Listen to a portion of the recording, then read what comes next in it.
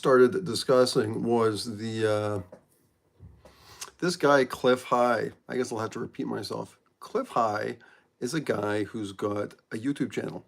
And he's an ex-Microsoft programmer, I guess, of some note. And he's retired, I guess, now. But what's interesting about him is some time ago, maybe 20 years or more ago, he built a program. And the program basically scrapes the web for language. So it scrapes and filters language and categorizes language. And basically it's kind of doing like sort of, what's the word? Divination. Is almost doing divination based on language, based on emergent language structures, which sounds a little bit esoteric and out there. But the funny thing is, he's had a pretty good track record with his with what he's doing, right? So really interesting. Now he used to just do a newsletter, but like and I think you can still buy that. It's more detailed probably, but his YouTube videos are pretty good, and he covers a lot of stuff. And I think part of it is that when you get into this kind of esoteric analysis, it by its nature, it forces consciousness into some sort of novel spaces, right? It forces the conscious mind to consider things in a new and novel way. And he's certainly doing that. But what's interesting, and I mentioned this in the community today, but I just want to talk about it a little bit because I think it sort of ties into something I talk about a lot, is he did a video, I don't know if it was today or when it was pretty recently though, yesterday. It's called Tempoflavinoids. Tempoflavinoids. So that's a pretty esoteric title, Tempoflavinoids. So what that refers to is he does a little preamble there in his video where he spends maybe, the video's only like 30 minutes long, but the first 20 minutes or 15 minutes or so, he's just talking about I think you call them bioflavonoids. And there's basically, flavonoids are a molecule which assign taste, they assign taste to any substance, right? And so basically, what's interesting is that it's kind of interesting in the same way that, like, isn't it interesting that humans have cannabis receptors? Like, they've got cannabinoid receptors and opioid receptors. I mean, like, why do we have those things, right? It almost sort of seems to say that, hey, you might need opioids or cannabis. And the same thing with the flavonoids, they provide flavor, right? Which means that, obviously, if you're having some bacon, there's some very strong flavonoids in it. If you're having like liver with onions, that everything's got flavonoids. Basically, all biological materials have flavonoids. And the weird thing is, humans have flavonoids too. And he was mentioning that, it's funny because, like, some of the flavonoids will be represented in like hormones. So, for example, adrenaline will have a flavonoid associated with it. And of course, you hear about this when people, like, the way, like, animals are killed. Like, they say sometimes, like, if the animals experience trauma, the taste of the meat will change, right? But isn't it strange that humans in all their organs have specific flavonoids, as if there's a the organism has got pre-built flavor things, so that if something decides to eat us, we will at least be tasty, right? So a little disconcerting, that whole thing. But that wasn't really the point of his discussion. The point of his discussion was what he was calling these tempoflavonoids. And he was saying that what it is, he was saying, is that the taste flavonoids are kind of like this sort of hidden molecule, which you don't really know exists, right, on a day-to-day basis, but it has like a really important function. And he was saying the same thing's true of time. And that's what the what he calls tempoflavonoids. And he was saying, well, tempoflavonoids would be what is the flavor of the moment, of this space and time, right? What is the flavor of that?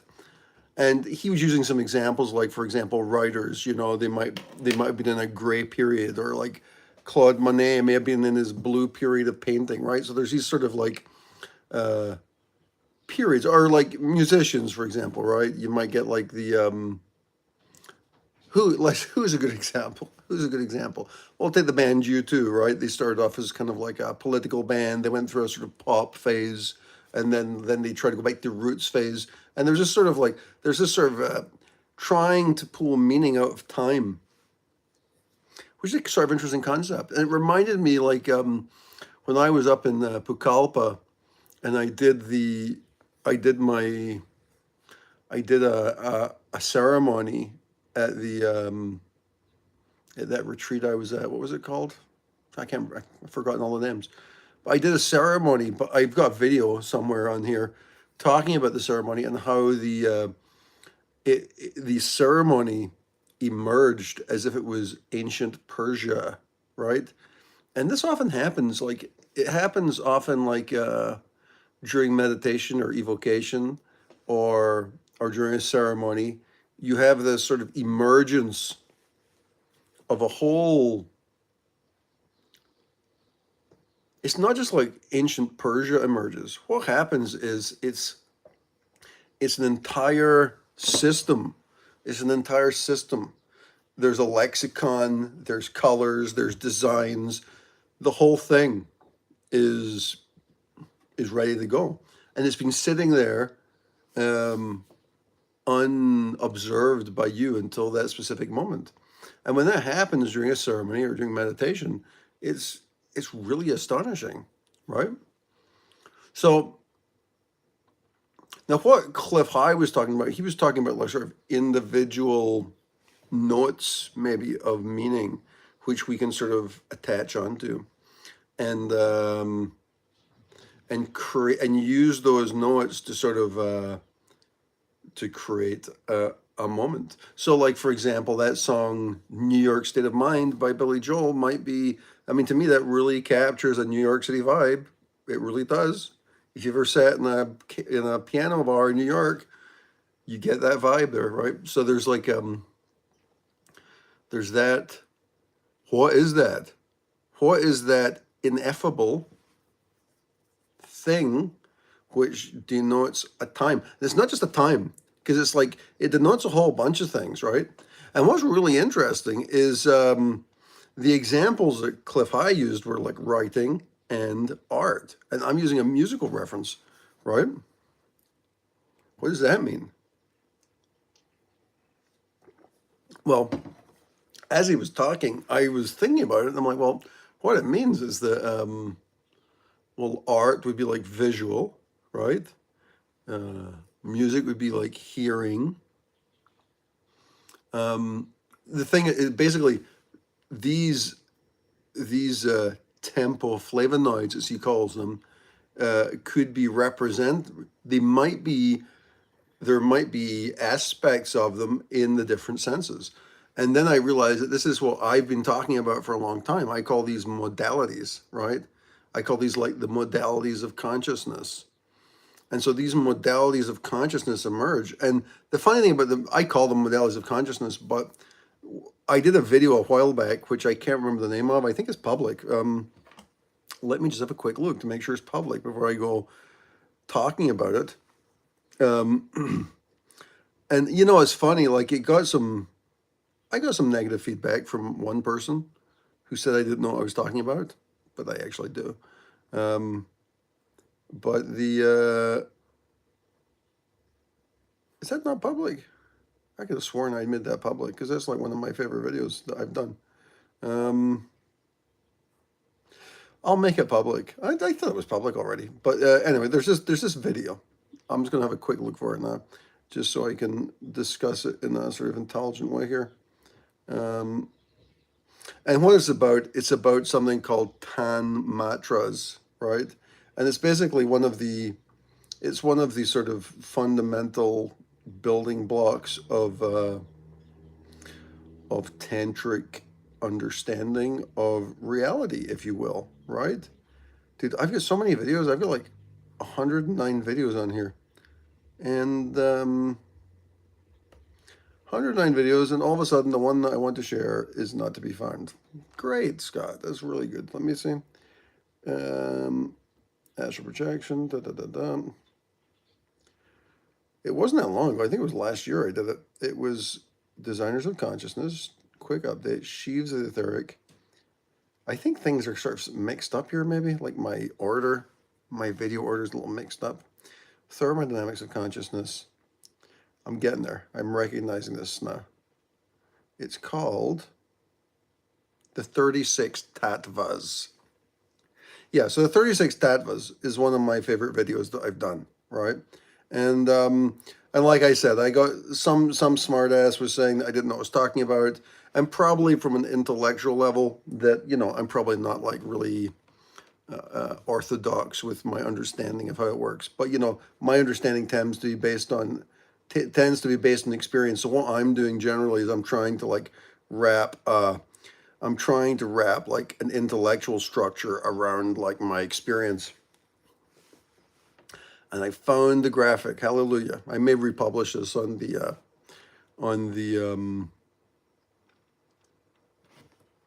community. So what's interesting about this is the Tanmatras are basically, and the structure is a bit more complex than this, but the Tanmatras and the Tattvas themselves are actually those, well, he calls this Tempoflavinoids, but what, and that's like a Tempoflavinoid doesn't exist. That's a sort of abstract word he's created to try and describe something that's happening in consciousness. But what he's doing is he's trying to describe something which has already been described in Tantra. That's what I'm trying to get at here. So the concepts of the Tattvas and the Tanmatras basically explain all this. So, for example, and I haven't studied this in a while, so I'm gonna probably be off a little bit, but like, for example, in the 36 Tattvas, there are 5 gross elements, 5 subtle elements. I'm just wondering if is it worth moving my camera? Nah, it's 5 subtle elements, 5 organs of actions, 5 organs of cognition, and 3 internal organs. Now, what's interesting about this is the way this works is, and I'm probably getting my words wrong again, so people will be able to criticize me. But basically, there's like Prakriti and Purusha. So Prakriti, as far as I understand it, is like that's kind of like the Purusha. I think, unless I'm back to front here, Purusha is pure consciousness, and Prakriti is like the sort of Shakti expression of consciousness, right? And Prakriti separates. Does it separate? What happens is it gets subdivided. Oh, here it is. That's actually right here in my graphic. Okay, so the Purusha and the Prakriti. Let me just make sure I'm saying the right thing here. Okay, so Purusha is the masculine principle. I get too many dogs. Guys. There you go. And Prakriti is the feminine principle, the creative force. And what happens is the pure consciousness will separate and divide that Prakriti out into reality based on, hold on a second. Hey! Cállate! So, dogs want to bark. So basically what happens is the Prakriti gets blown up. It gets separated out into different structures. Now, in this graphic, it separates this out into the actual structure of physical consciousness. And that is the 3 internal organs, the 5 organs of cognition, the 5 organs of action, the 5 subtle elements, and the 5 gross elements. But what's interesting about that, to tie it back into the bioflavonoids, is that, for example, one of the subtle elements is the impression of taste. One of the organs of cognition is the tongue for taste and creative. It creates flavors, right? And each one of these 36 tattvas, that's what these different things represent, are actually the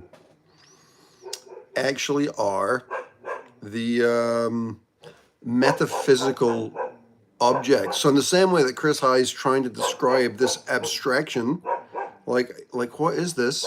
That's what the 36 tattvas are. They're a language to describe the abstraction of consciousness as it emerges in the present moment, right? That's what it is. Now, I can't remember which one of these is the Tanmatra. There's what I would like to do here is let me just read this, because this is actually, it's probably better to be a bit more orthodox. So this is from Wikipedia. So the Tanmatras are rudimentary, undifferentiated, subtle elements from which the gross elements are produced. What that means is these are metaphysical objects from which the real world is produced, right? These there are 5 sense perceptions: hearing, touch, sight, taste, and smell, and there are 5 Tanmatras corresponding to those 5 sense perceptions and the 5 sense organs. The Tanmatras combine and recombine in different ways to produce the gross elements. The gross elements are ether, air, water, and earth, which make up the gross universe perceived by the senses. So there's like a weird. This is like one of those. This is one of those simple paragraphs which is easy to read, but to actually understand the relationships between all these different objects. Man, these dogs are going to shut up. Hold on a second. I'm just going to shout at the dog. Beto! Yeah, almost. What happens is where I live, we're on a hill, and up on the hill just above me here, it's a very popular place for people to visit because we have an amazing view out here. So on Friday and Saturday nights, people come up with their girlfriends, they park their car, they put on music, and they have a drink, and it's great if you don't live here. Anyway, this paragraph is actually really important to understand. I'm going to read it again. Excuse me. The Tanmatras are rudimentary, undifferentiated, subtle elements from which gross elements are produced. These are 5 sense perceptions: hearing, touch, sight, taste, and smell. And there are 5 Tanmatras corresponding to those 5 sense perceptions. So each sense perception is a Tanmatra, right? The Tanmatras combine and recombine in different ways to produce the gross elements: ether, air, water, and earth. So that's interesting. What that almost says that the cognition of sensation actually becomes before the elements. That's kind of what that's saying there. That the Tanmatras, that's not exactly what it means. What it says is hearing, touch, sight, taste, and smell emerge from the Tanmatras, right? And the combination of the Tanmatras produce all of those things. It produces the elements, and it produces the sense, the structure of the sense objects. Now, the structure of the sense objects, and when I say the object, the structure of smell, and actually not just the smell, but we're actually talking about the 36 tattvas again, or I'm talking about the 36 tattvas again. What it is those. This is what I was talking about in the 36 tattvas video. Is that image which I put up in that video? That is actually a really good map of consciousness. You can actually meditate through these objects and recognize them as you move into each object, and then move into higher consciousness using that map. It's crazy. The problem isn't that you can't do it. The problem is it's just sort of understanding, like, I mean, it's the kind of thing you'll look at and be like, oh, okay, I guess that's what it is, right? So what happens is a tendency like to project, we're looking at like an image. So this is unbelievable. These dogs haven't barked as much in like a year. So what happens is, hey, what happens is man, these dogs. What happens is there's a tendency for us to project or look for the meaning on the page, right? So we're looking at this page like, oh, that must be what it is, right? Rather than discovering those different metaphysical objects in our own consciousness, right? So when you take the time to meditate and discover these specific things, then what happens is that awareness, that sort of self-awareness of how consciousness is structured, does something to your awareness. Now, a very simple level, one could meditate, for example, on five of the tattvas, right? Which are the organs of cognition. So what the organs of cognition are: the nose, the tongue, the eye, the skin, the ear. Those are easy to meditate on, right? That's really easy to meditate on. So if you just meditate on those objects, my tongue, right, my eye, skin, ear, that covers all all the sense objects. But of course, what's interesting about this is that those also have specific functions, right? So it's not just the nose; it's also smell, right? Man, this is really annoying. These dogs. It would probably be bad if I got up and went out to beat them, right? That wouldn't be a loving thing, right? Not my style anyway, but it's just so annoying.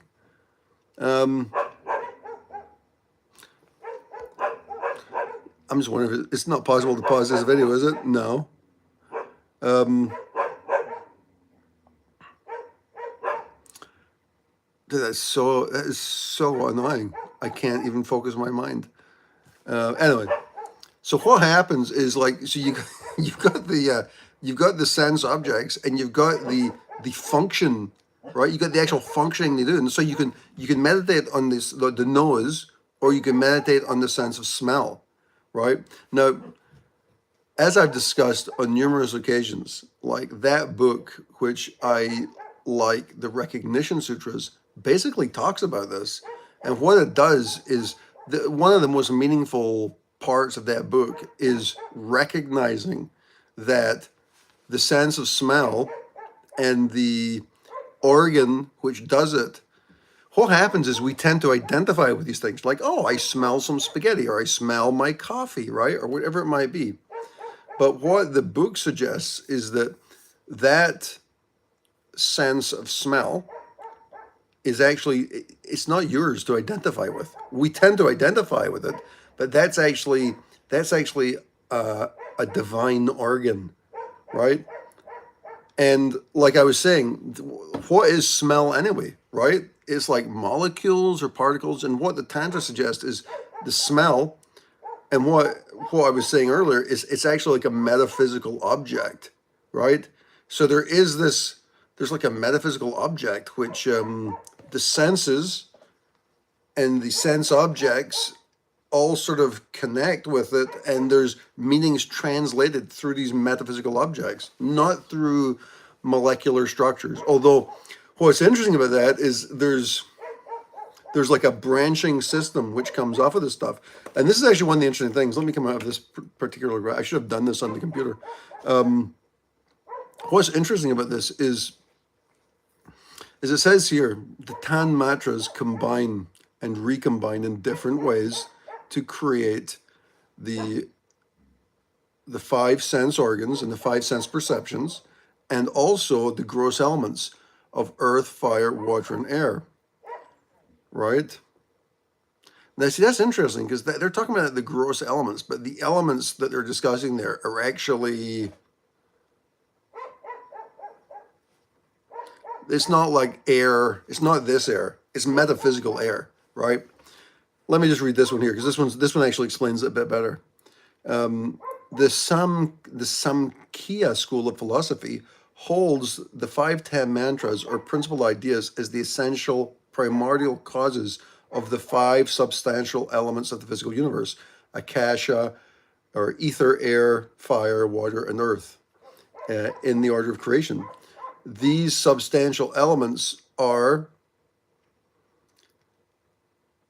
just the thing is, these 5 elements are the 5 Bhuttas from whose form combination comes. Now, what happens is the Bhuttas and the Tanmatras, they're all part of the 36 tattvas, right? So there's like these different, there's different Indian words to describe these things. In a way, Cliff High is trying to redefine these ideas by calling them Tempoflavinoids. He's trying to sort of, and he's not doing this reading the Tantras. This is just his own perception. So he's obviously really pretty precise perception to be aware of this stuff, right? Now, what's interesting about this is there's like,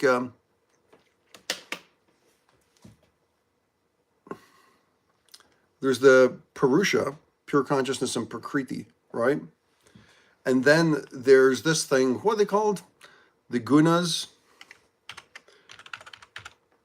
Now, this stuff's all been described in Tantra, right? And so the funny thing about this is, oh, this is great, dude.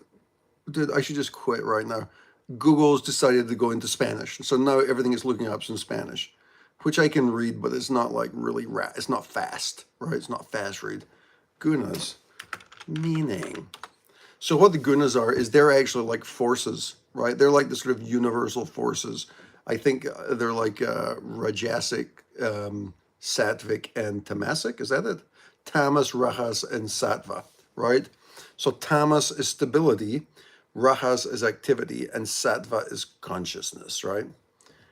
And so it's interesting. I was reading today. I was reading somewhere else today. They were talking about the 5 elements, and they were saying, well, we tend to think of air, water, earth, fire, and ether, and like what are they? And I tend to think of them as metaphysical objects, and you can meditate into those objects, right? And you can. There's a whole bunch of ways of doing it, but it's a really like stunning experience. But they were saying that actually those elements are actually deities. So depending on which school of meditation you're in, you can meditate or worship the specific deities associated from each of these zones of consciousness, right? And that also would imply that, much like I was saying from the recognition sutras, that the sense organs also are. Picture an ayahuasca emoji here, right? The sense organs are actually also part of divine consciousness, right? So what's going on? But when divine consciousness from the aspect really of like Prakriti, from the Shakti aspect, right? So what happens is, what's interesting is the gunas, they are sort of like, the way I visualize them, might be wrong, is they're kind of like in flux. And that flux defines the relationship between the Purusha and the Prakriti, between consciousness and between Shakti and Shiva. I think I'm more fluid with that terminology. So that sort of defines their relationship. And that relationship creates structures, which can be the sense organs, the gross elements, and it creates these structures, but it also creates vast systems. Like there's like systemic. I mean, the way it happens from my observations is it's like a systemic emergence, kind of like when I was saying like the emergence of ancient Persia during like an ayahuasca ceremony. It's not just like you see like a Persian artifact. It's like the whole structure emerges, right? And the way I think of it is it's almost like it's a mandala. It's a mandala of awareness, right? And the mandala it's kind of a Hey, can you shut up for 2 minutes, you muppet? So what happens is when these things emerge, there's like an infinite resolution to them. So like depending on your consciousness, you'll see it as one thing. But like if you zoom in, it's got like infinite. It's kind of like a fractal. It's like one of those Mandelbrot fractals. Like you can zoom in infinitely, and it just keeps expanding and expanding, and it gets more detail, more definition, right? More definition going on with this stuff. Now, generally, in physical awareness and physical consciousness, we don't see that. Because what we're dealing with is we're dealing with like a cross section of that mandala at that moment in time, right? It's like a cross section of it. And so we don't see the underlying energy and structure. All we're seeing is like it's like you've taken like a high-speed film and you're looking at one frame of the film, right? And so you're trying to extrapolate out like what those other things might be. And I'm not sure if it's possible to perceive any of this stuff unless you've been zapped with Kundalini or something, right? I mean, probably it's possible a high-level meditation. But, you know, I listen to a lot of high-level meditators, and they tend not to talk about this stuff. People tend not to talk about this, at least the ones I've heard. Maybe that's more of a Western culture thing, because people tend to talk about just about awakening, and it's a more simplified structure. So I think the focus in some paths is really just on the sort of, it's kind of like that Muji style of stuff of just being aware of the awareness, right? So in some ways, all this complex structure, like I'm trying to describe the logical structure of how this works. I mean, maybe it's not even important. Like when you look at something like Muji, who's just like, who just guides people to the moment of awareness. Because like, if you can just get to the moment of awareness, right? If you get the moment of awareness, you can just sit and watch this stuff. You can just sit and watch this stuff emerge, and it becomes almost comical. So in a way, like I go through some of these like categories because it's helpful. It's helpful for me to do it because a lot of times I'll be watching it emerge, and so it's interesting for me to be able to like say, okay, that's what this aspect is, right? And like, and it also is a good guide, like in meditation, like to be able to identify what forms of consciousness are emerging, right? I was watching this guy the other day. He's a Tai Chi master. He was on the Guru Viking podcast, which is a great podcast, right? And they had this Tai Chi master on the other day. And he's obviously a really advanced Tai Chi master, right? So he's one of these guys, like he does sort of interactive Tai Chi with other people, and he just moves his hand and they fall down. Like, because he's got such control over the elemental forces. It's unbelievable, and it's not fake. I mean, you can tell that it's the real thing, right? But what was interesting about it was like if you watched the video, he's clearly very skilled, you know. But watch it. I'd be interested if people watch the video and just tell me what you think of him. You know, it's what's it called? It's Guru Viking, and I don't want to turn that off. Hold on a second. Guru Viking. And the guy he interviewed was Adam Meisner. Right? I think he'd knock you over, Vegan Dolls. But what's interesting if you watch it is he's clearly real knowledgeable, but the guy's got like there's a real channel of negativity in him. It's interesting. For somebody who's so awakened, and I think he went through a lot of like physical problems. YouTube, Guru Viking. Fucking dogs are unbelievable, man. Anyway, but there's this sort of like element of negativity in his chat, which comes out it's actually funny to hear it. Like, for example, he's really negative. He's like, well, you know, people come in here and they think it's all about the imagination. He's like, I've never seen anybody with imagination who's done anything, right? And so there's this sort of element of like disrespect. So, and what was interesting about it, and I had a brief, I left him a message on YouTube, which he answered, but what I was trying to say to him was like, you know, it's funny that like he's clearly really talented, you know, and he's done huge amounts. I don't know if I'm buffering. I should be okay for 30 minutes. I think. Let me just see. I'm probably getting dog interference here. It's like the dogs are causing interference. I got 5G here, so, right, that should be fast since I'm risking my life. Let me just see. I'm just going to put it on here to have a look at it. Nah, it looks like it's pretty clear here. Vegan Dolls, no buffer. Yeah, but he was pretty negative.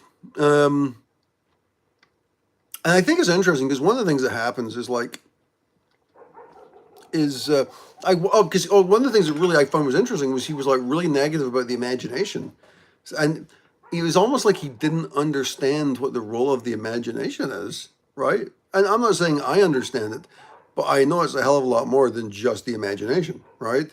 And he was like, these people are just using their imagination. And he's like, they're just imagining that they have kundalini or they can feel energy, right? And there is a stage for some people. I was one of those people where it was just imagination, and it was like it didn't really feel real either. And then one day that all changed, and everything became real. But it's still working with the imagination, right? And then the whole aspect of like astral projection is really it's quite an imaginative process. So what was interesting about it is like he was so focused on the physical expression of elements, and like he's obviously doing a lot of compression of the elements into his bones and his blood and his muscles, and his conscious awareness is manipulating the elements in the physical plane. And he had some really good justifications for this too, about, well, the physical. I think one of the things is the physical plane doesn't change as much as the imaginative plane, so it's a much more valuable place to work with the elements. That was an interesting insight. I'd never thought about that before, so that was interesting. But he didn't really seem to understand the value of the imaginary. And this was interesting because I think did I post this? I saw something today which really spoke to this, and what it said the following text. Here is: an object which the senses can perceive can be compared, but an object which is beyond perception can only be imagined, right? So my point is that if you poo-poo the imagination, you're not able to perceive objects which are beyond perception, right? Because anything which is beyond perception, what else are you going to do, right? Are there objects which are beyond perception? Yes, right?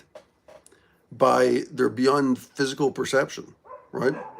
And this is one of the interesting things, because when you start, like, for example, in the Franz Bardon books, there's a whole process in the Franz Bardon books where what you're doing is you develop the astral eyes, you develop the astral ears, right? You develop astral touch. And so what this is, I mean, how does that tie into this? So like we've got the 36 tattvas exploding, right? Boom. They're emerging from the disturbance of Prakriti and Purusha, disturbed by the gunas, emerges the tattvas, the the tattvas, the elements, all this stuff emerges in a mandala of reality. And so the senses, which they describe there in the 36 tattvas, those are senses which are pre-physical senses, right? Excuse me. Those are pre-physical senses. And so that may correspond with the astral eyes. So this awareness, right? This awareness which is available it's non-ordinary, it's non-physical, it's an object which is beyond perception and can only be imagined. So when you start off doing the Franz Bardon studies, you imagine that there's energy inside your eye. You imagine that one side of your eye is magnetic and the other side is electric, right?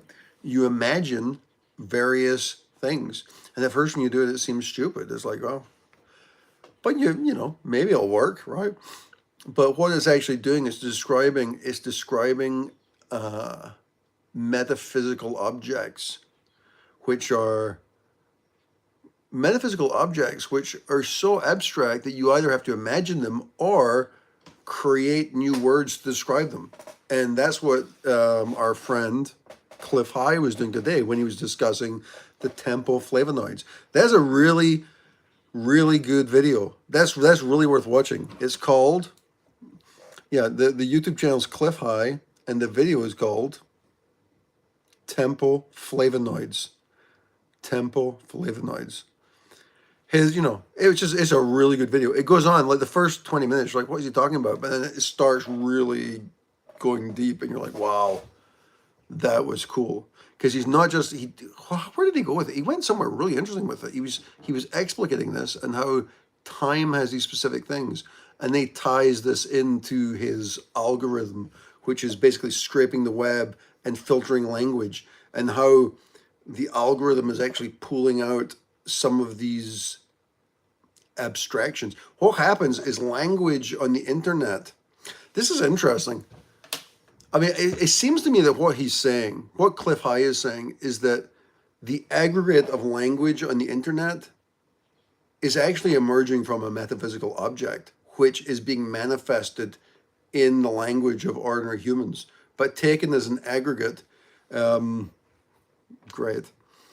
Taken as an aggregate, it actually represents information which is coming more from a sort of metaphysical object.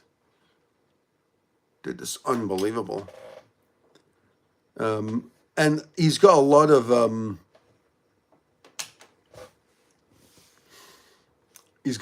evidence to support. That's what's cool about it. He's got a lot of evidence. He's basically, what's interesting too, he's got a whole lot of his own language which he's created, right? So he talks about, if you look at his videos, like the names and titles of his videos are weird. You're like, what is, it's the kind of thing you might not even click on it, because you're like, what's he talking about?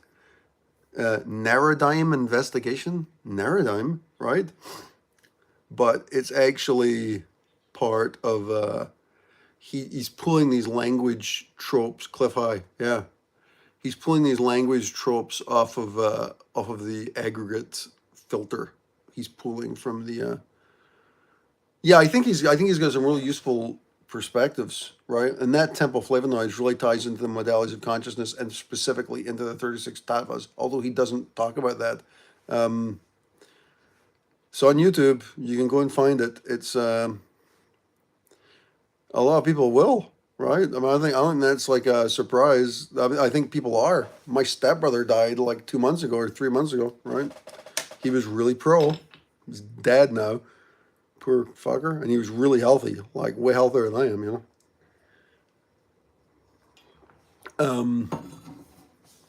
So yeah, there's definitely,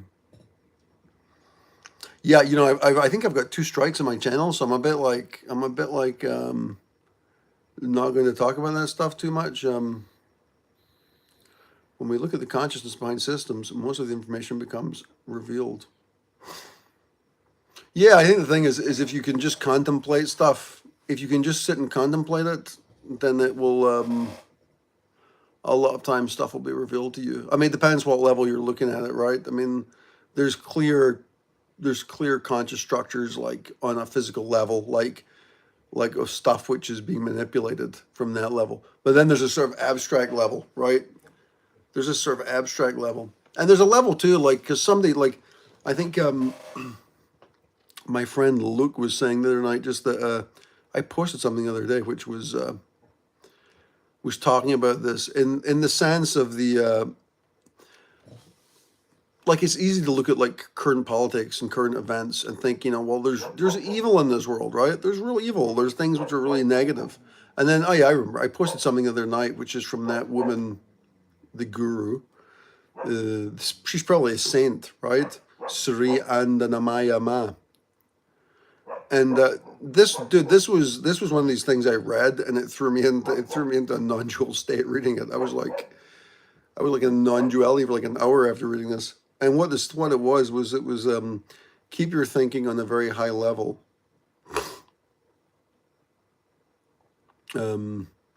Praise and blame, filth and sandal paste must all become alike. Nothing in the world should be repulsive to you. Look into your own heart and become repelled by the repulsion. Divinity is complete, whole. Nothing whatsoever can be excluded from it. Thus, there are and must ever be new expressions according to the various modes that are being manifested at different times and places.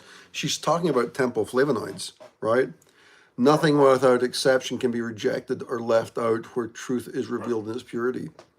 And so this is one of the things, like, you can think, like, for example, I'm like long time, like, insects. Ugh. like little, like you'll get like some really, and like here, like in Chile, like there's some crazy insects you see. It's like what the hell is that thing, right? And like my gut feeling tends to be revulsion, and then like it's funny. Before I read this, I've been doing this for a while now. I've been like trying to like not. Well, it's not even I'm trying. Like what happens? Like there was one this about a couple of weeks ago. There was this big beetle, and you look at this beetle, and you think, okay, it's like no, it's not. We're cool, dude. You're freaking me out, man. No,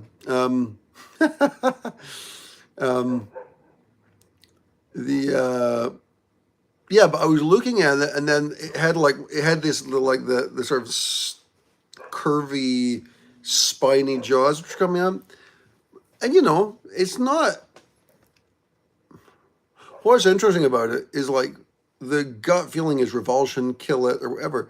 But then the way I've been thinking, I'm not even trying to think about this. It just sort of emerges. It's like you look at it and it's like, oh wait a minute, that has the divine proportions in it, right? Like so, for example, like the hand has it's got the divine ratio in the hand and the arms and everything. And so you start looking at the bug and you're like, wait a minute, that's got divine proportions in it too, right? This is just a perceptual thing. Do you ever find after 1,000 you're still seeking? Yeah, I mean, in some ways no, in some ways yes. In some ways, it's not so much seeking. It's just like I don't think I'm seeking so much. It's just that there's a lot of revelation, right? There's a lot of revelation that's coming out, and so it's like it's not so much seeking so much as like, okay, like what is that? Like it's just like sort of natural state of trying to understand what it is, like so that I can be at peace with it, I guess. So yeah. So like I think there's a lot of like it's not am I seeking? I'm not really seeking. I think what it is I've got a desire to be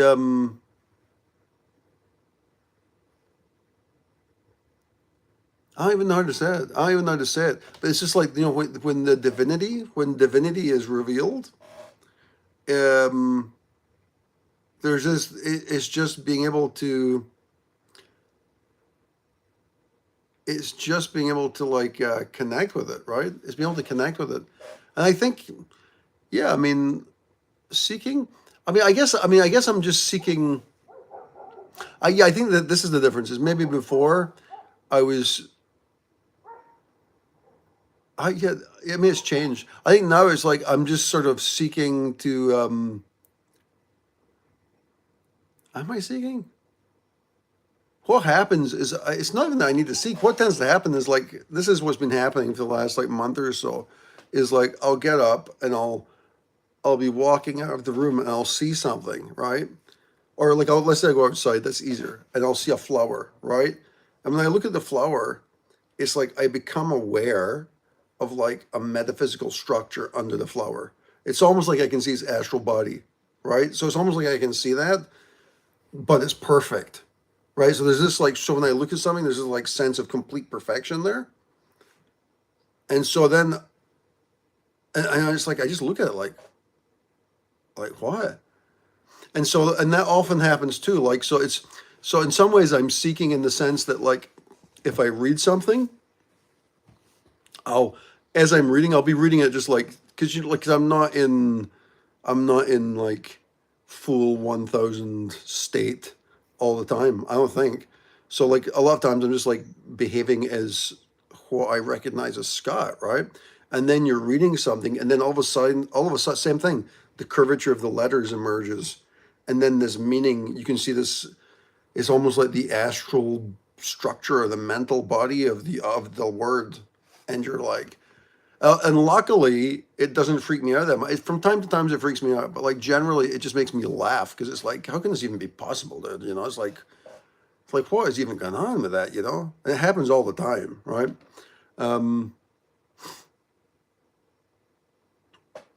Yeah, and so it's funny. So a lot of times, like if I like I haven't done a video in a while. I haven't been motivated to do videos or anything. I think it's still from the shingles stuff. It's like I was that really nailed me hard, the shingles, man. And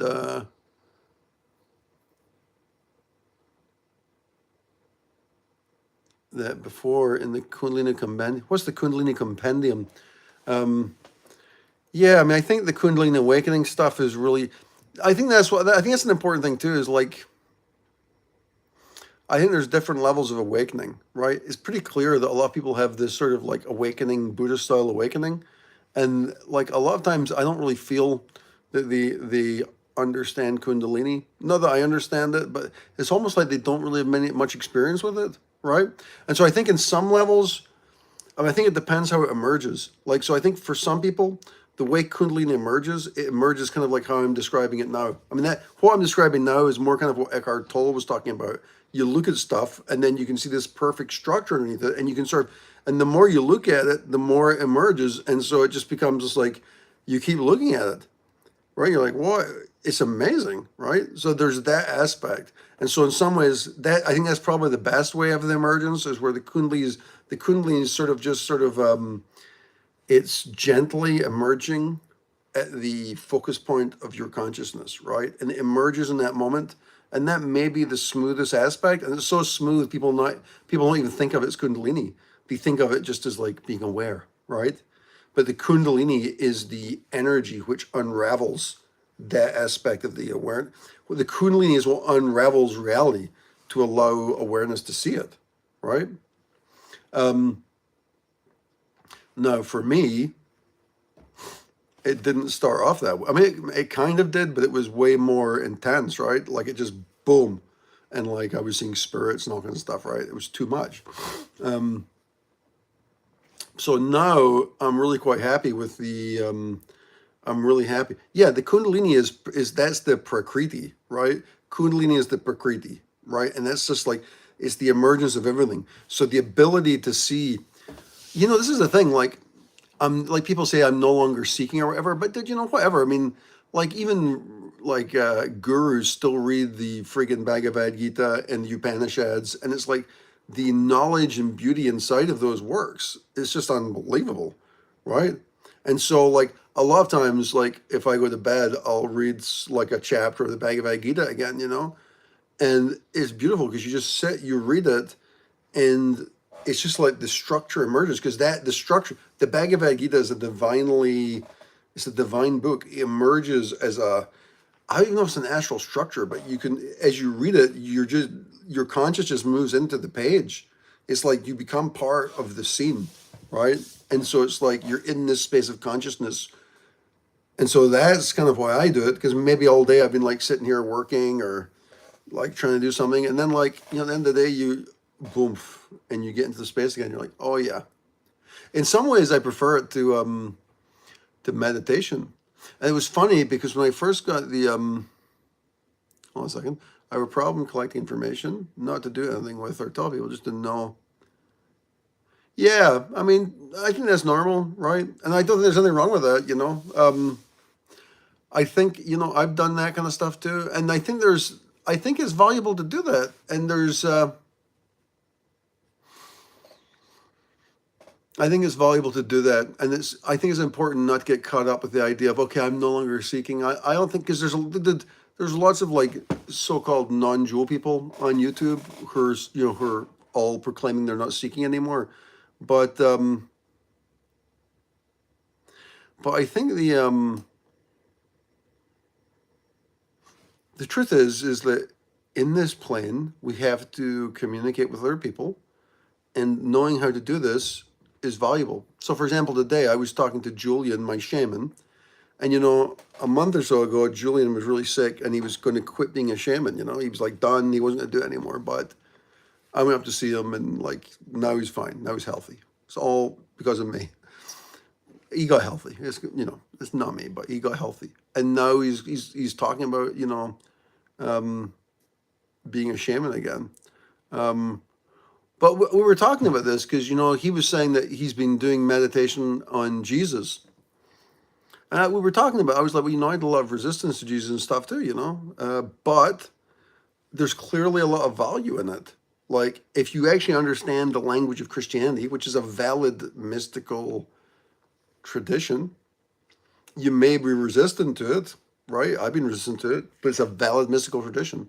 And the great thing is, if you learn the language of that mystical tradition, all of a sudden you're communicating with the people around you. So, for example, if I go into my house and start speaking Indian or Sanskrit to people, nobody can understand what I say, right? That's what talking about Shiva and Shakti is for most people. But if you can go in there and speak at a reasonable level about the place of Jesus or Mary, then all of a sudden you've got a common language, and there's a lot of reasons, and so that's one good reason to to keep learning, right? So, for example, I'm not really up on all the language in relationships about which are expressed in Christianity, but I can see how that'd be valuable and how it'd be worth reading about that stuff.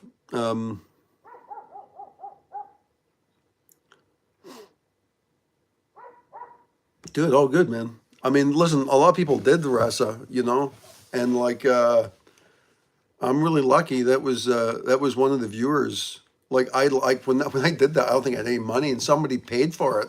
One of the viewers paid for it, and I said, "Well, I'll give it a try." I was really skeptical, but it was like, dude, that was an ass kicker, the rasa. And the other one I recommend is the Chris Mitchell. Chris Mitchell, he's on Facebook. I just did Shaktipat with him the other night with my mother, last night. But that's a Kundalini transmission. But I mean, that was really funny. So what happened was, and like I did like a 28-day Shaktipat with him like 5 years ago, right? And like every single day was like an explosion of mysticism. It was crazy. And I did one last month with him, and then I did one this month. And the reason I did it this month was because I was talking to my mother about this, because she's 85, and we were talking about it, and she's going in for an operation next week or something, and she's worried that maybe she won't wake up and stuff. And we were talking about life, and I was like, I was like saying to her, I'm like, I'm really happy, I've done a lot of these transmissions. I'm like, because one of the great thing about it is because it sort of puts a backlight on the film of your life, so you can see what the errors were, right? You can see which parts of your life weren't done quite right. You can see, and it gives you an opportunity to sort of to make things better while you're still here, right? Maybe it's better to do it here than when you're on the infinite plane, right? And so she was like, she was like, oh, that's a good idea. She's like, I'd like to do that. And so I got into Chris Mitchell like 3 or 4 days ago, and I'm like, dude, are you having the full moon Shaktipat? And he was like, I can if you want to do it. He's like, if people are interested. So I'm like, yeah, let's do it. So I think they ended up having like 12 people doing it, but it was, dude, he's really on it. Yeah, Chris Mitchell's like, he's like a controversial guru, right? And I spoke to him about some of this stuff, but it's easy to become controversial. Like, for example, there was a girl who got my book, right? I wrote a book a couple of years ago, and she got my book, and she was really into my book, and she got in touch with me, right? And yada, yada, yada. We start talking on video chats, right? And she was a very attractive young woman. And what happened is we started doing some like meditations together. Now, as you know, on my channel, like I do a lot of like desire-based meditations, right? And so I think I am too, vegan. But so I was just doing a little guidance through, like, I basically did, and I basically, here's the thing, is like the way I started doing meditation was pretty sensual, let's say, right? Right? Yeah. Oh no, it didn't go there, vegan. What's funny about it is it didn't go there, right? What I said to her was like, listen, I'm like, we're gonna go, I'm not gonna hold back. I'm like, but this is not a sexual thing. This is a meditational practice, right? So no matter what happens, don't get carried away with this, because there's nothing to do with sex. It's about a meditational practice. However, it's very sexual. I'm like, but it's not about that. right? It's about the transfer of energy, right? It's about the movement of energy. So we start doing some rounds of this movement of the energy, right? And so, what's funny about this, if you look at, like, for example, let's talk about the Tanmatras and the senses, right? So you get the senses of the eyes and the tongue and all this stuff, right? But people forget about the other organs, right? So you can meditate on the liver, you can meditate on the ovaries, you can meditate on the womb, right? And so the way you do this, I spoke about this in a video, it's public. It's called Lakshmi's Womb, right? Dude, that was an important video for me anyway, right? So the Lakshmi's Womb thing was, that video describes the process of using desire as a way of ignition of Kundalini. But then what you do is, rather than getting caught up with all desire, if you move the energy into the womb, it, nobody's getting hot about the womb, guys, right? That is the bed of divinity, right? But so when you're guiding particularly a woman through this path of energy, I mean, it's a very intimate thing to do, right? It's an intimate thing, right? But it's a spiritual path. So, I can see how that would get, I could see how it would be easy to be a controversial guru really quickly. Because what happened is that suddenly transformed into, okay, I want to come to Chile to visit you, And I'm like, well, hold on a second, I mean, it's like, let's just, right, let's stick to meditation, that was the idea. It's not about the other stuff, right? I mean, it could be. I mean, I guess at a certain stage that doesn't even matter, right? But then you don't want to be a controversial guru, right? You're just trying to, like, teach people this technique. And it's difficult. Like, for example, I never teach the technique on YouTube because it's too intimate, right? You can't teach it in a group basis. It's too intimate, right? So it's like you've literally got to be like in an intimate setting, right? To fully explain it, right? Yeah, no, definitely, right? Definitely. I mean, things got, as they do, things can get out of hand, But I think that's pretty common. I think this is clearly where where people can become controversial gurus, because it starts off, you're trying to explain a helpful technique, but I can clearly see um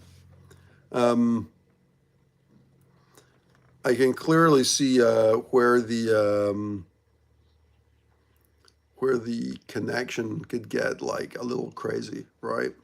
And how you could cross the boundaries. It's so easy, because it's like, because you really, what happens, I think, is that, like, people,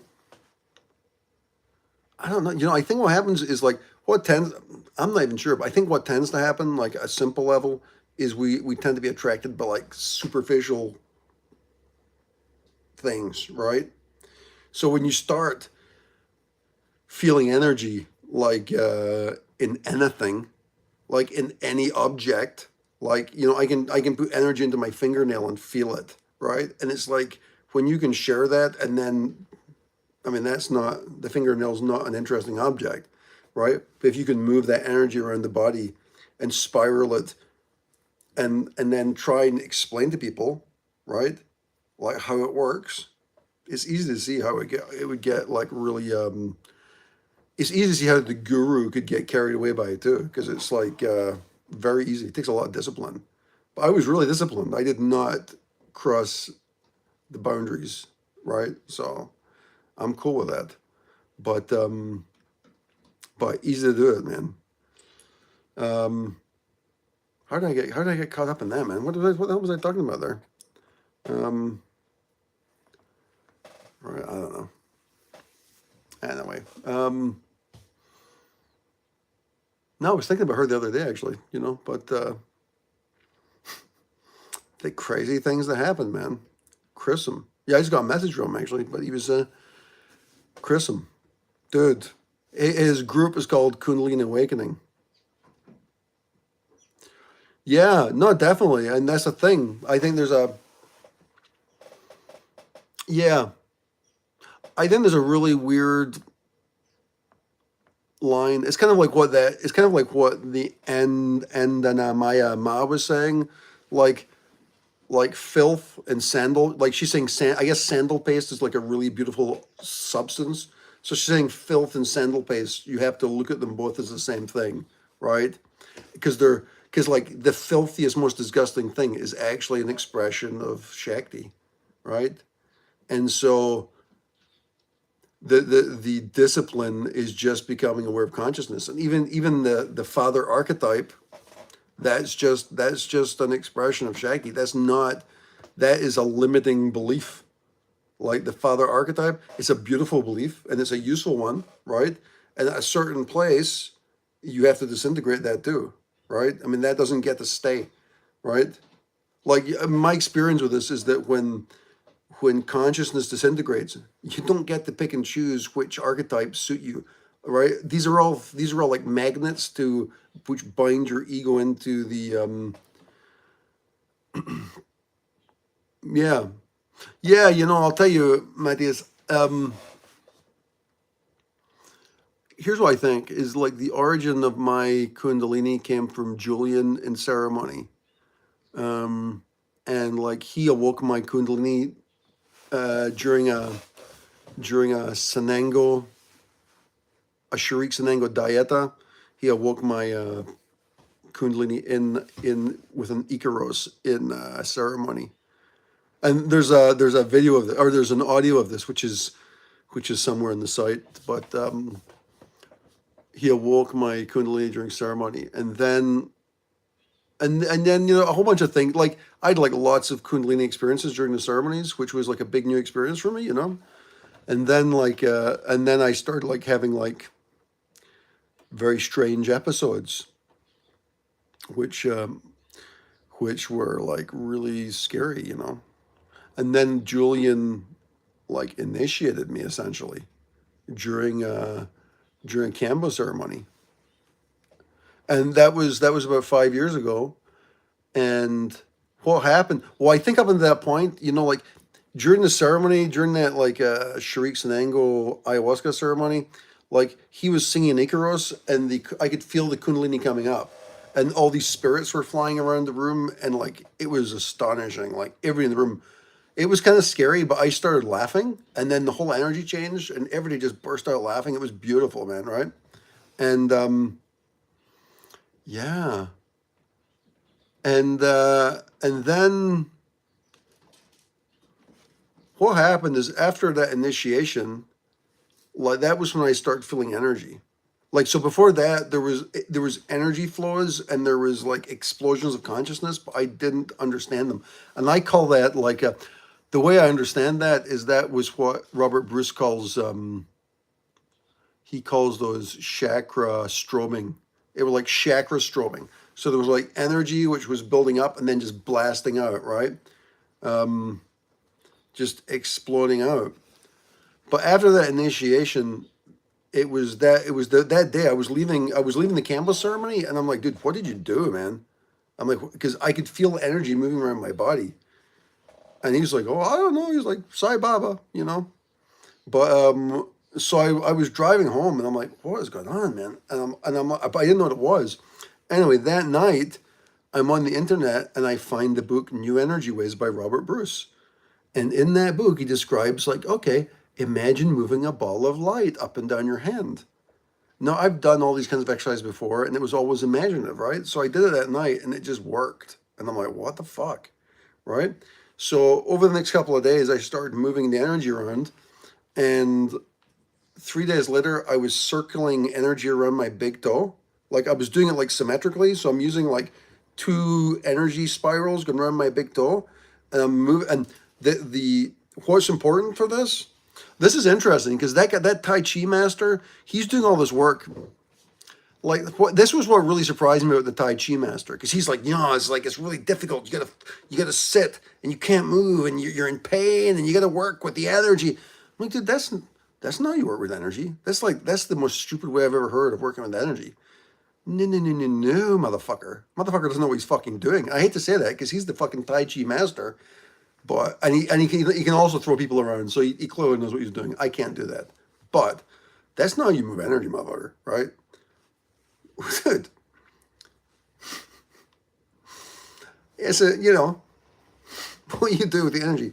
Like, so you can spiral energy, right? You can spiral energy. It's a spiral. Or, or, or you can spiral energy. Like you put like some fucking, you put some like,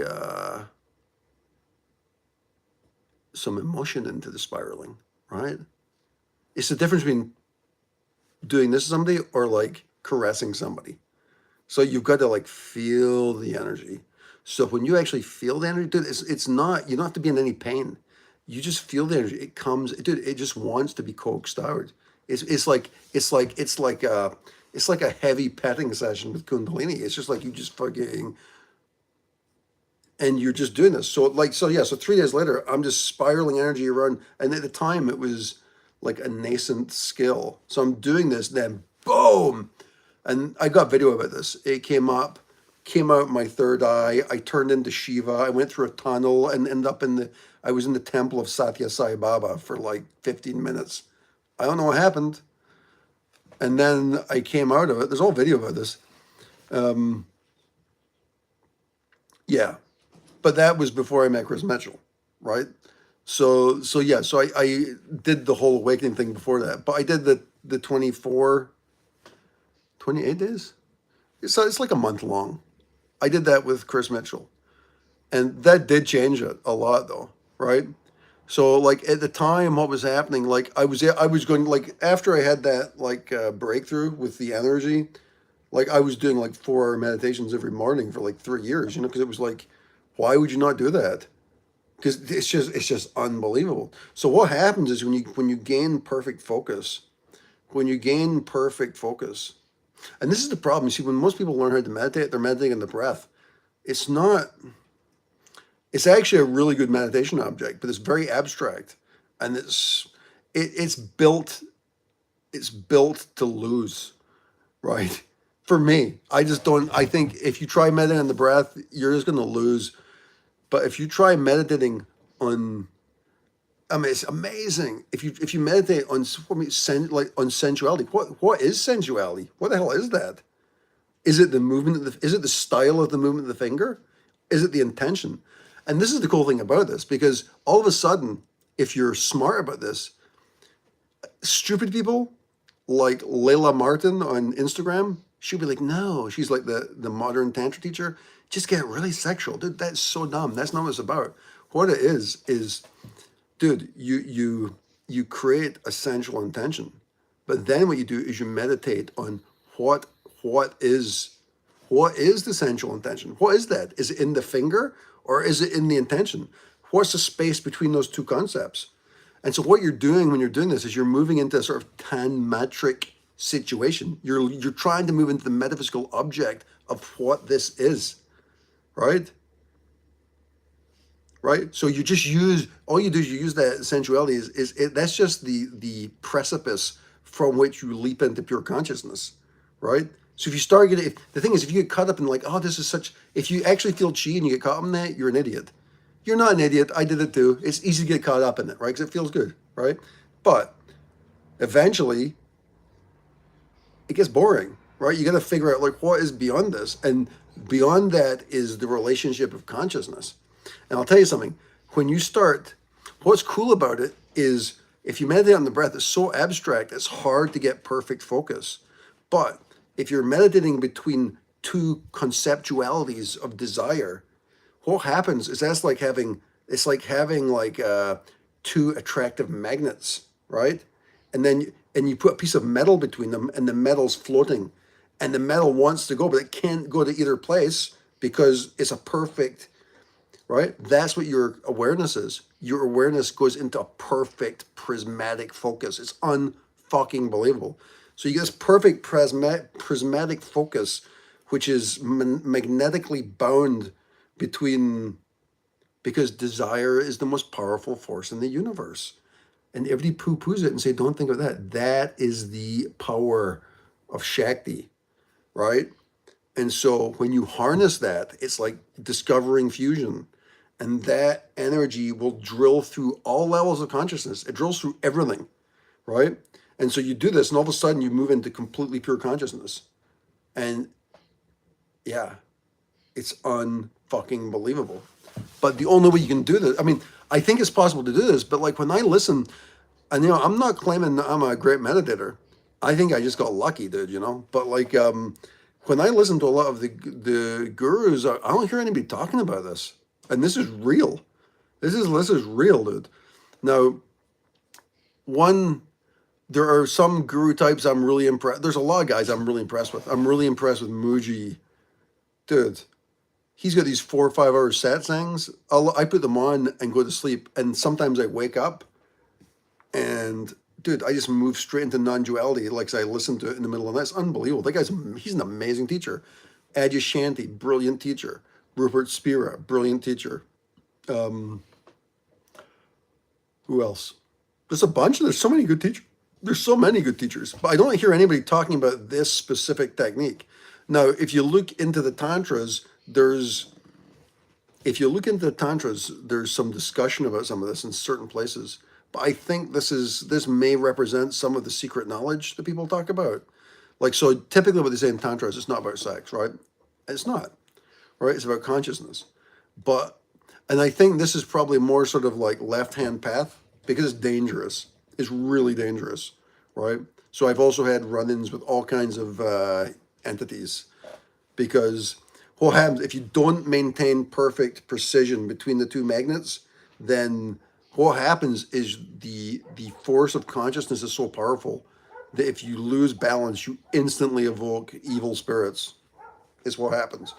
So you've got to so what I tend to do is I haven't done this in a long time, actually. I tend to just focus now on the senses and moving into non-duality is what I do these days. But I gotta tell you, those experiences, like drilling through into like the deepest aspects of consciousness, I don't think it's the most astounding thing that's ever happened to me. It's more powerful than any. Well, I don't know. Ayahuasca is really astounding too, right? I mean, ayahuasca is pretty unbelievable, but and probably I wouldn't be here without the ayahuasca, clearly, right? And not just the ayahuasca, but like all the plant medicines. I mean, I've done a lot of plants, right? I can't even count how many dietas I've done, right? So it's like, but a lot of those plants like gave me insight and probably broke down boundaries clearly, and certainly like there was a few places there where it was getting into like psychosis territory like 7 or 8 years ago, where it was just like too much, right? So it's difficult to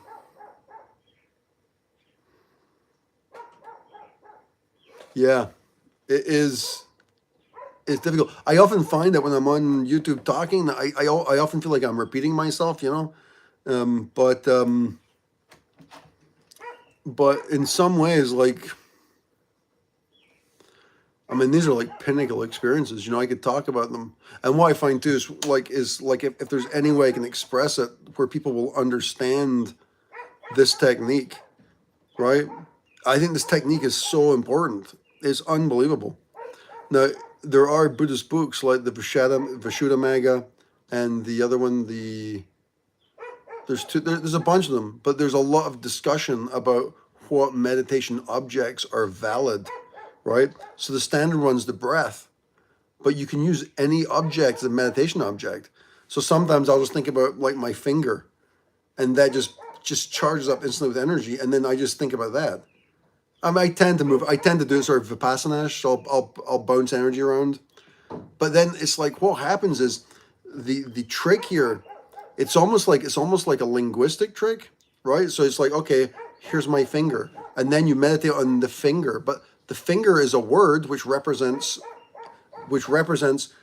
this silhouette, right? But the other aspect of the finger is, well, there's the skin of the finger, there's the bone of the finger, there's the nerves of the finger, there's a nail, there's a skin, there's a blood. And so and that's a very vipassana way of thinking about it and moving through those, right? Then you can think of, okay, well, the blood represents the water element, right? Or the heat element. The skin represents the, what is that? That would be like touch, which is like the air element. So you can, but what you can do is you can start translating. So what happens is when you've achieved perfect concentration, you can move into insight meditation. So the two types of meditation which are typically discussed are insight and concentration meditation. Now, insight meditation doesn't work unless you've got perfect concentration. So what you can do is if you have perfect concentration, which is easy, if you can feel chi, it's easy. Well, or if you can lock into the desire object, you'll achieve perfect concentration. And then that's when you start moving your consciousness around like Vipassana style. Because what happens is now that you get the perfect concentration, is when you start moving the consciousness around, what happens is all of the structures around, as you move your consciousness, because it's like highly focused, it starts breaking down all the pre-existing structures you thought existed. And so you start getting insight about stuff, right? You start seeing things which people didn't know existed, right? And then also, like, for example, one of the things I was doing was like, okay, I would be thinking of like, okay, you can think about the flesh and the bones as the elements, or you could think of as like, okay, here's the finger, that's Shakti, and the space around this is Shiva. I think that was the first time I evoked Shiva, was I was thinking, I was moving back and forth like, okay, this is Shakti. And I would meditate on the Shakti for like 5 minutes, and then I'd move out, and I just allow myself to feel the expansiveness of, and so what happens is you're like in absolute like prismatic focus, right? It's like boom, laser, and then you just relax and you go expansive, and that expansion you identify it as Shiva, right? And you're like, this is Shiva, and like, oh my God, it's Shiva. Shiva. Okay, and then you go back in, and you're like, okay, this is the focus of Shakti. And so when you say perfect focus, it doesn't mean you have to just think about one thing. You can perambulate your mind around various aspects of the same thing, right? So the way I thought about it, it's almost like you're like, who's that director? The guy who did the what was his name? That director. He's like really well-known director, and he did that film with Al Pacino and Sean Penn and Carlito's Way. Who was the director? The director, Carlito's Way. It's Brian De Palma. So the way Brian De Palma like directs is the camera is always moving. Like so like if you're if this telephone's Brian De Palma and I'm in a film, I wouldn't just be like this. I'd be like spinning around and moving in, and like you'd have all these different angles and like expressions. So that's the way to think about meditating on an object. You don't have to just be focused. You can explore the different aspects of what that object represents, right? Because an object can represent a lot of things. So it's like a moving meditation, right? But what that does is if you focus your consciousness in a closed system, so it's still closed, right? But there's some movement allowed, so you don't get bored, right? So, and you're still examining the same object, so it charges it, right? And then when you break out of it and you move into spaciousness, that boom, that evocation highly likely, right? If you throw in an Om Namah Shivaya, Shiva is going to evoke in the bedroom, right? Which I mean, it's not something which is like an accomplishment. It's just something like, I mean, it's not like, I don't know, maybe you can ask stuff of Shiva. I've never done that. It's just like, I just tend to sit and like, be like all I'm trying to do is just maintain the evocation because it's so amazing, right? And you're just like, okay, how would you maintain this vibe? How would you maintain this vibe, right? And you just abide in the spaciousness, right? Om Namah Shivaya, dude, right? Same with Krishna. It's unbelievable. But it all comes from this perfect focus. And I never achieved that before the initiation. I couldn't even meditate before that initiation. You know, I was meditating, but I sucked at meditation, sucked at it completely. But then what happened is the Kundalini gave me a perfect meditation object, right? So if you can't meditate, change what you're meditating on. Try different stuff out, do some research, meditation objects. So by default, you'll find a lot of stuff, like people use all kinds of things for meditation objects, right? Oh, another good meditation object. I mean, a great meditation is just meditate on God. Dude, you want to see some fireworks happen? Holy shit. Right? Now, of course, that's kind of what I'm doing when I'm moving into like Shiva and Shakti. But like, if you just start off meditating, like rather than just meditating on the body or whatever, just start meditating on God. That goes nuts, like in minutes. Minutes. It's just like really intense. And yeah. I don't even know what any of this stuff means. I don't know what it means. I mean, maybe it's not valuable to do this. I don't know.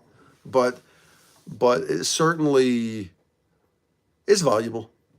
I mean, because it reveals structures which we didn't know existed, you know? So it seems valuable to me to do it, you know? And you don't,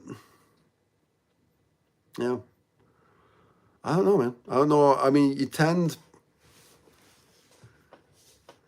people tend not to talk so much about their meditation practice, you know? Um, and it's funny because, like, even like when I interviewed Daniel Ingram, who's a super advanced meditator, he's more advanced meditator than me, you know? But his whole thing was he was doing the fire kasina. So the fire kasina it's like an elemental meditation. So you just sit and focus on fire. But he talks about the dosage. So he'll sit and meditate on fire for 12 hours. And then after that level of focus, they'll start getting like imagery and they'll start getting evocations and stuff, which is cool. So I'm not saying I think he's a much more talented meditator than me, but I can do that in like 10 minutes. And it's not because I'm good. It's just, I think it's because of the Kundalini and because of all the drugs, I guess, all the plants. So yeah, I think of myself as a pretty low level meditator. Nah, it's easy to say that. That's like a humble thing to say, but it's not really true because like the stuff I learned from like balancing consciousness between that's advanced, dude. That's like advanced shit, you know. But you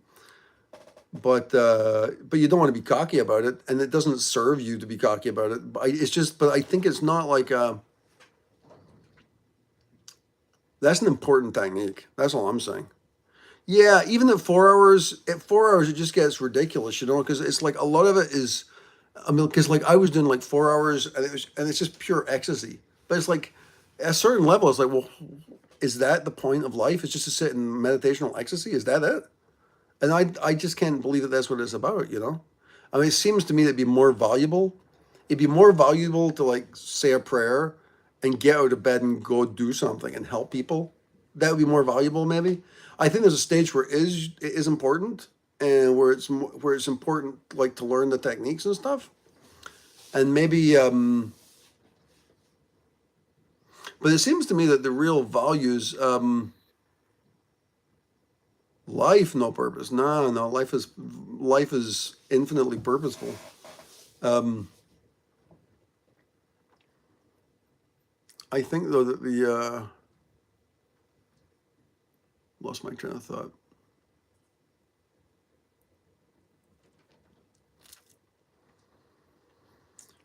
Yeah, I mean, a certain stage, the meaning of life is a silly question, right? Because it just all disintegrates, right? It disintegrates into non-duality. But but there's certainly a power behind us, right? Which is divine. It's clearly perceivable. It's beyond belief. And if that's true, if there's a power which is a million trillion times more powerful than we are, and it's taken the time to create us and allow us to live out this, I find it hard to believe that would have no meaning. Maybe the meaning is outside of our dominion of understanding, right? And so for that, like that thing says, if it's if the object, what was that quote from? Dude, these quotes were really useful. This is what tends to happen. You say stuff and then it actually means something. The quote is that an object which is beyond perception can only be imagined, right? And so like the meaning of life, it can only be imagined what it is because what it really is beyond human perception what its significance is, right? And so for the ego, you can find meaning you can find meaning in lots of stuff, right? You can find meaning in the quality of your life. I think the other thing too is no, Matthias, is one of the things that's interesting. I mean, listen, here's something which is pretty tangible, but like for example, Like, if you spend some time purifying your consciousness, and like them, that will mean different things to different people. But if you think about all the ways which you don't live purely, right? And then try and just remedy that. Now, maybe you think, hey, that's all bullshit, whatever. I certainly thought that way, you know. If you actually try and like live purely for a while, and then watch how your consciousness changes, that is more meaningful than a lot of other things you could do in your life, right? So if you can look at your consciousness in one state and then do a whole, like, literally, like, don't drink coffee, don't drink, don't do all the things you're not, don't do all the things you're not supposed to do, supposedly, and then just watch, then just contemplate the difference, and not just contemplate the difference, but also look at the difference in your consciousness. Like, for example, even just doing something as simple as turning off the television or turning off YouTube or whatever. What you find is that what I find is, like, if I watch like a whole bunch of conspiracy stuff or whatever, I'll get up and I'll go and walk away. But what happens is there's a whole astral structure which has been evoked, and so that will follow me around for a few hours, right? So it'll be like 3 hours of astral materials, which is making suggestions and like da da da da da da, da, right? So like if you turn all this stuff off, what happens is you just get this a much more simplified canvas, which is not, it's not better by any means. I think what the value becomes is becoming aware that there's a difference. So it's not the one that's actually better than the other. It's becoming aware that consciousness has different modalities which can be affected by your awareness, and that is a valuable lesson, right? That to me, that could be the meaning of life, is learning how to manage your own consciousness, right? Learning how not to be guided, not to take triggers from hormones or from thought structures or psychological structures, and learning to be able to like sit and watch them play out. And that then at least then the life lesson is that, okay, there's something else going on here. I mean, how is that not interesting? That's super interesting. Is that the meaning of life? I don't know, but it sure beats saying life has no meaning, right? That's not an intellectually curious or sufficiently observant state, right? Yeah. Anyway, I've been talking for a while. I think I'm gonna wrap it up, guys. Thanks for chatting. You know, Oscar, I think more often than not we don't reject the bad ideas. I don't know about you. I mean, I think, well, it depends on the idea, but a lot of times I'll go with the bad idea. The corrosion's great. Enjoy the corrosion, right? A lot of addictive behaviors are really corrosive, but man, they are great. Yeah, good to see you guys. Take care. I'll keep this up maybe for a few days. Peace out. Much love. Take care.